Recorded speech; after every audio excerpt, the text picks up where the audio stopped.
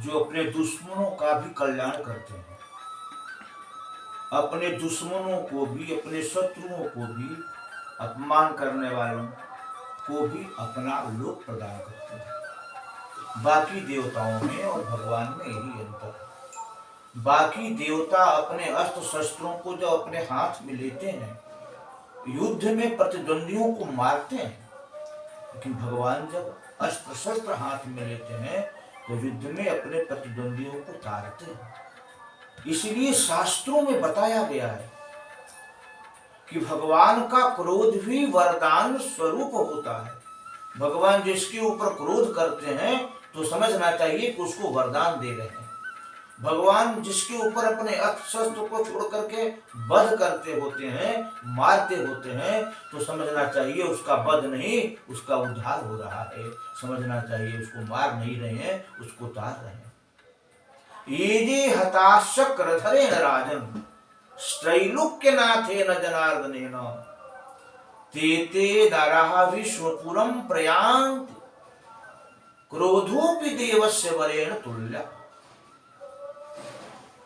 संपूर्ण सदग्रंथों को, पुराण, इतिहास, वेद, श्रुति, स्मृति, जितने भी आर्ष ग्रंथ हैं, आप कहीं भी नहीं पाएंगे कि सुदर्शन चक्र से जिसकी गर्दन कटी उसकी अधोगति हुई है।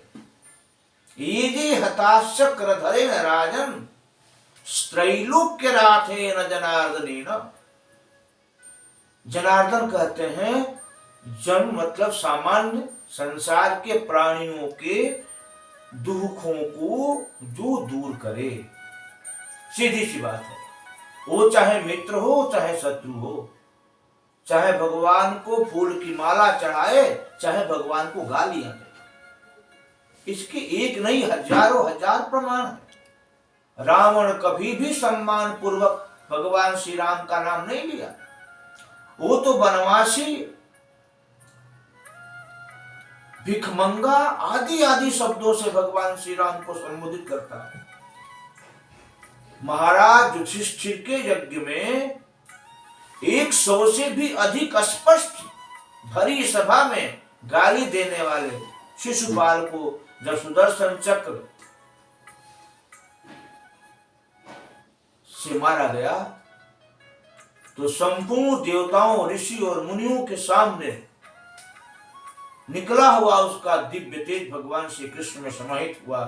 तब लोगों को पता चला कि क्रोधोपि देवस्य वरेण तुल्य। भगवान का क्रोध वरदान के समान होता है। इसलिए बाकी देवी देवताओं के संदर्भ में यह विचार भी किया जा सकता है कि वो मारते होंगे, लेकिन भगवान जब अवतार लेते हैं तो किसी को मारते नहीं हैं। अवतार का अर्थ ही होता है अवति रक्षति भक्तान स्वकीयान जनान सनातन धर्मानुकूल आचरण कर्तिकान तारयति राक्षसान दुष्टान पापियान।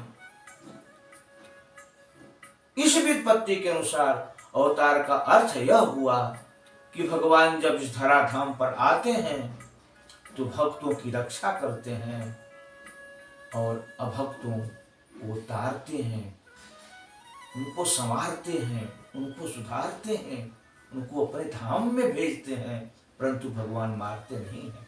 इसीलिए क्रोधोपि देवस्य वरेण तुल्य। भगवान का क्रोध भी वरदान के समान ही होता है।